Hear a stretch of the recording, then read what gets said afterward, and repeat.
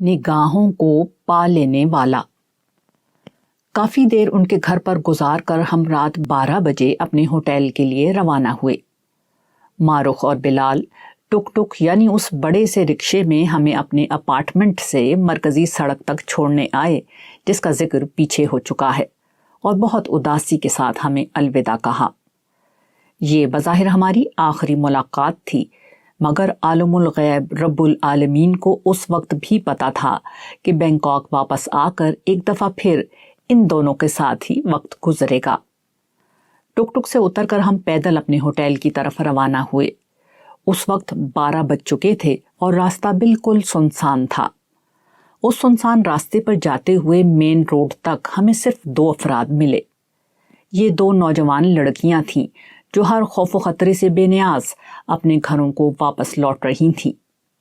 میں سوچنے لگا کہ کیا ہمارے معاشرے میں کوئی نوجوان لڑکی تنہا اور سنسان راستے پر رات کے 12 بجے اس طرح بے خوف اپنے گھر جا سکتی ہے؟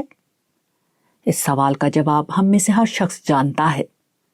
اس مسئلے کی وجہ بہت سادہ ہے، وہ یہ ہے کہ ہماری اخلاقی تربیت کا نظام درہم برہم ہو چکا ہے۔ جو کچھ تربیت ہے وہ لڑکیوں کے لیے ہے، لڑکوں کی تربیت ہمارے کرنے کا کوئی کام نہیں۔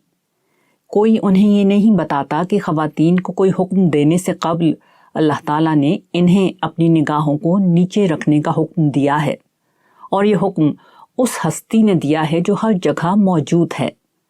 چاہے نگاہیں اس کو نہ پا سکیں، مگر وہ اتنا عظیم ہے کہ دیکھنے والے کی نگاہوں کے بارے میں جان لیتا ہے کہ وہ کیا دیکھ رہا ہے۔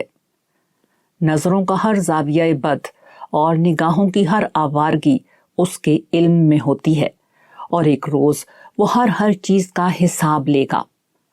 یہ احساس جس معاشرے میں پیدا ہو جائے، وہاں سنسان راستوں پر رات کے 12 بجے تنہا جوان لڑکیاں نہ صرف اپنے گھروں کو باحفاظت لوٹ سکتی ہیں، بلکہ اس کا بھی یقین رکھ سکتی ہیں کہ کوئی آوارہ نظر ان کو دیکھنے کے لیے نہیں اٹھے گی۔